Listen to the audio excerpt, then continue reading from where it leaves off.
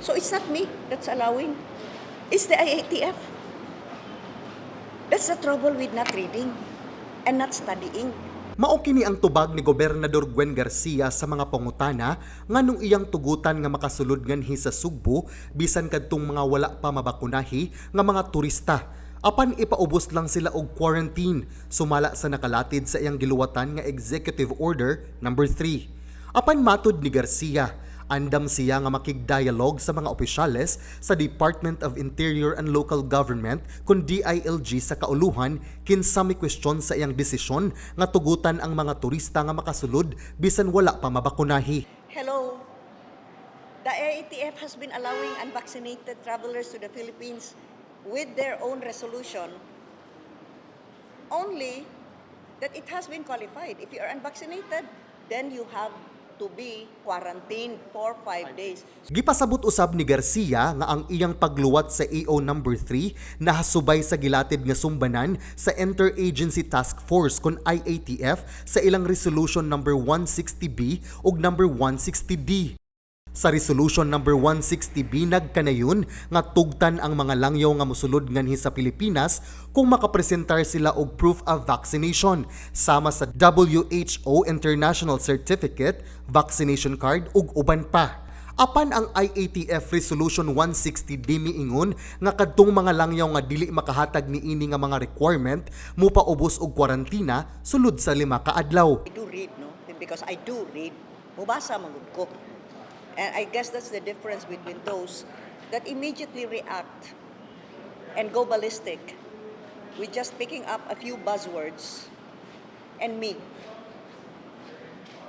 I read, I study, and act accordingly. Okay? So, una niini ni-issue usab ang IATF og resolution nga naglibkas sa kwarantina sa fully vaccinated OFW ug ROF ug nagtugot sa mga unvaccinated nga makasulod apan ikwarantina sila sud sa 5 ka adlaw.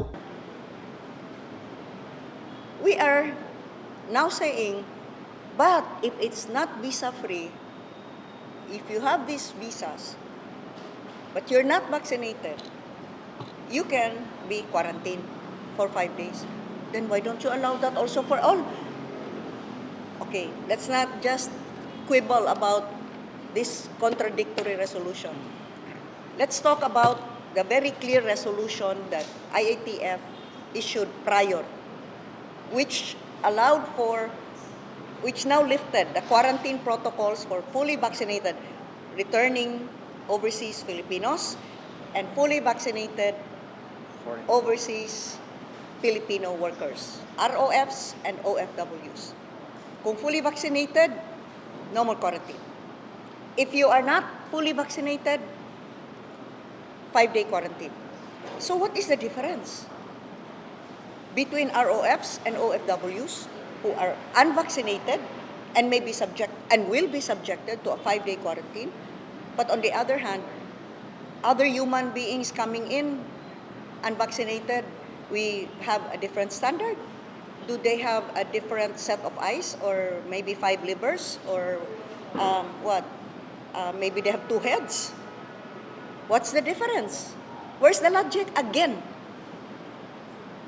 Si Garcia nagkanayon nga dako kaayo og matampo ang mga turista sa pagbangon sa ekonomiya sa Sugbo.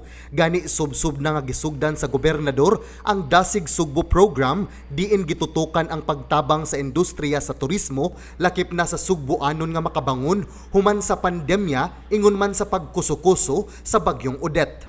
As governor of the province of Cebu and invoking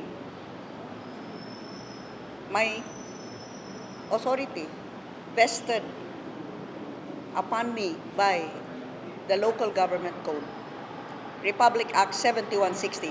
That is a law. And it is not just a matter of exercising my authority. I am exercising my duty to the Cebuanos. Sa kanunay ang kaayuhan sa Sugbo ug sa mga Sugboanon ang kanunay niyang ipatigbabaw. I've read, I've studied, I've analyzed, and I have taken into consideration the situation on the ground in Cebu and in accordance with my duty, my responsibility, and my authority as Governor of the Province of Cebu. John Fredson Granada, Balita sa Sugbo.